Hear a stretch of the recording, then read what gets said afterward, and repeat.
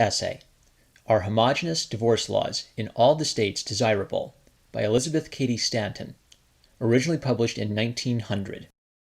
There has been much discussion of late in regard to the necessity for an entire revision of the laws on divorce. For this purpose, the state proposes a committee of learned judges, the church another of distinguished bishops, to frame a national law which shall be endorsed by both church and state. Though women are as deeply interested as men in this question, there is no suggestion that women shall be represented on either committee. Hence the importance of some expressions of their opinions before any changes are made. As judges and bishops are proverbially conservative, their tendency would be to make the laws in the free states more restrictive than they now are, and thus render it more difficult for wives to escape from unhappy marriages. The states which have liberal divorce laws are to women what Canada was to the slaves before emancipation. The applicants for divorce are chiefly women, as Niquet's bill, which passed the Chamber of Deputies of France a few years ago, abundantly proves. In the first year, there will be 3,000 applications, the greater number being from women. Unhappy husbands have many ways of mitigating their miseries which are not open to wives, who are financial dependents and burdened with children.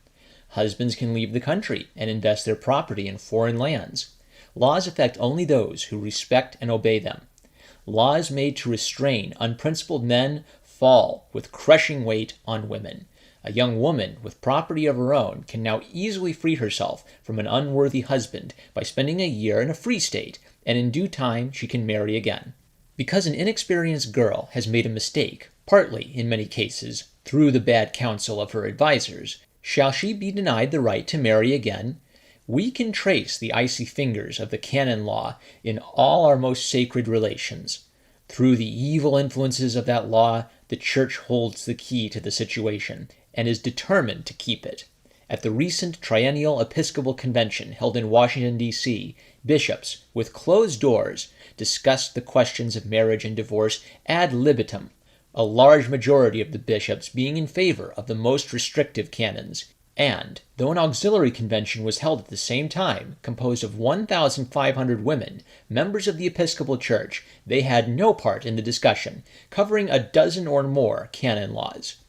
A recent writer on this subject says, "There is no doubt that the sentiment in the Episcopal Church, at least among the clergy, is strongly in favor of the Church setting its face firmly against divorce. An evidence of this is the circulation of a petition to the convention requesting that it adopt some stringent rule for this purpose, which has already received the signatures of about 2,000 of the clergy. The proposition to adopt a stringent canon received the undivided support of the high church ministers, and finds many supporters in the low church. The question of marriage and divorce, and the attitude the church should take toward divorced persons who wish to marry again, has been up before many general conventions. The attitude of the Episcopal Church has always been strongly against divorce, and particularly against the marriage of divorced persons.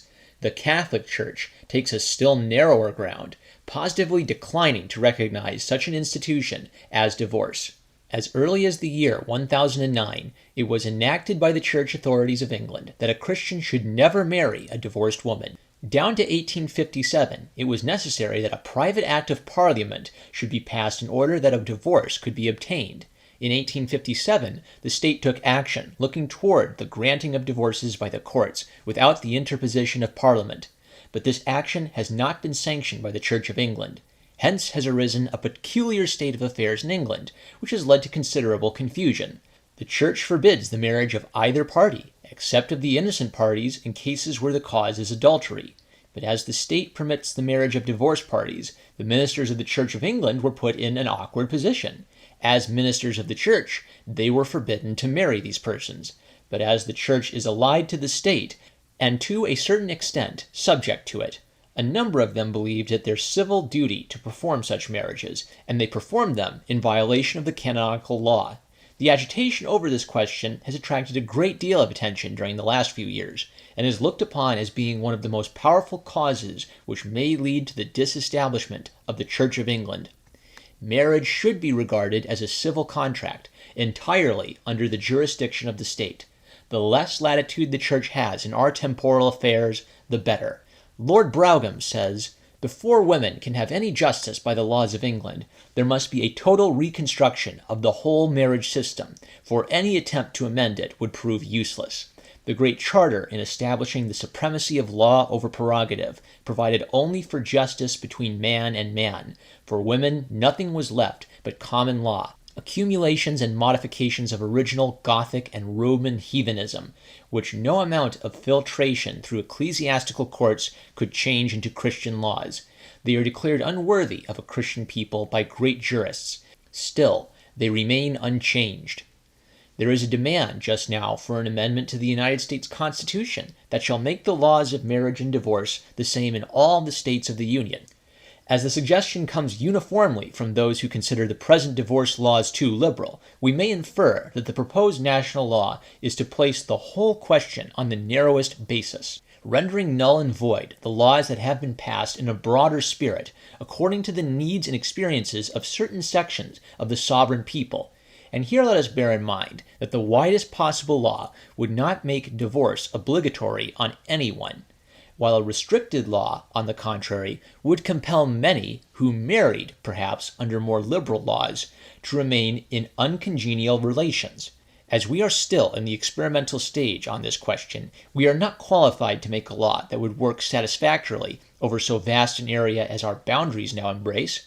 I see no evidence in what has been published on this question of late by statesmen, ecclesiasts, lawyers, and judges that any of them have thought sufficiently on the subject to prepare a well-digested code or a comprehensive amendment to the national constitution. Some view marriage as a civil contract, though not governed by the laws of other contracts. Some view it as a religious ordinance, a sacrament. Some think it a relation to be regulated by the state, others by the church, and still others think it should be left wholly to the individual. With this divergence of opinion among our leading minds, it is quite evident that we are not prepared for a national law.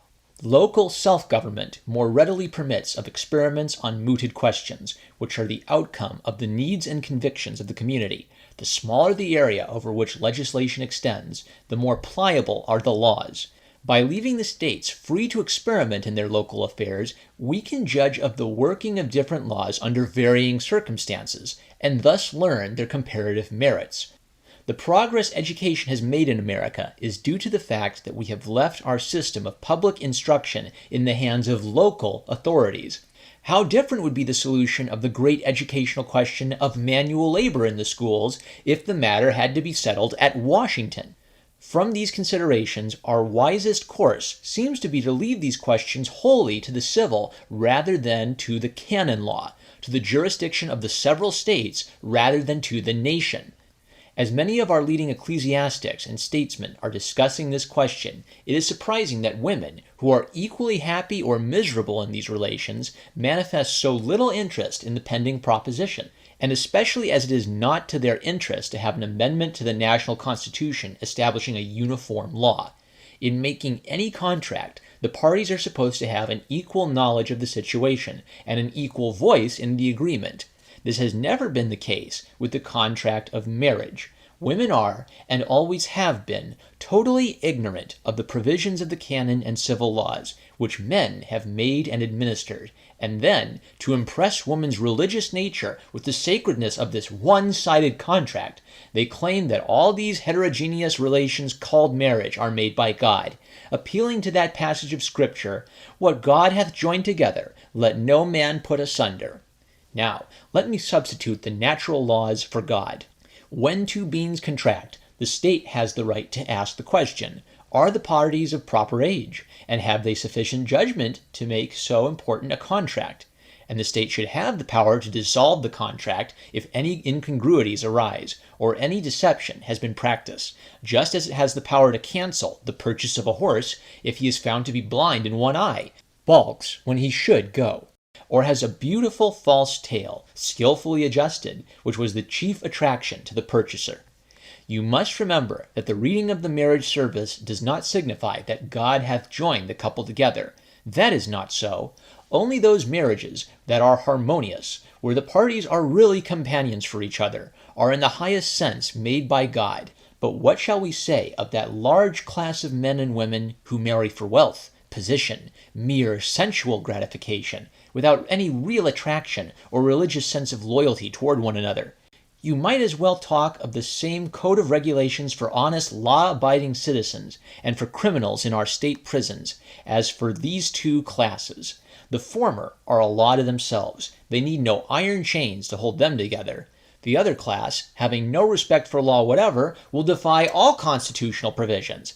The time has come when the logic of facts is more conclusive than the deductions of theology. It is a principle of the common law of England that marriage is a civil contract, and the same law has been acknowledged by the statutes in several of our American states. And in the absence of express statute to the contrary, the common law of England is deemed the common law of our country. Questions involved in marriage and divorce should be, in the churches, matters of doctrinal teaching and discipline only. And, after having discussed for centuries the question as to what the Bible teaches concerning divorce, without arriving at any settled conclusion, they should agree somewhat among themselves before they attempt to dictate state legislation on the subject. It simplifies this question to eliminate the pretensions of the Church and the Bible as to its regulation. As the Bible sanctions divorce and polygamy in the practice of the chosen people, and is full of contradictions, and the canon law has been pliable in the hands of the ecclesiastics, enforced or set aside at the behest of kings and nobles, it would simplify the discussion to confine it wholly to the civil law, regarding divorce as a state question. Signed, Elizabeth Cady Stanton.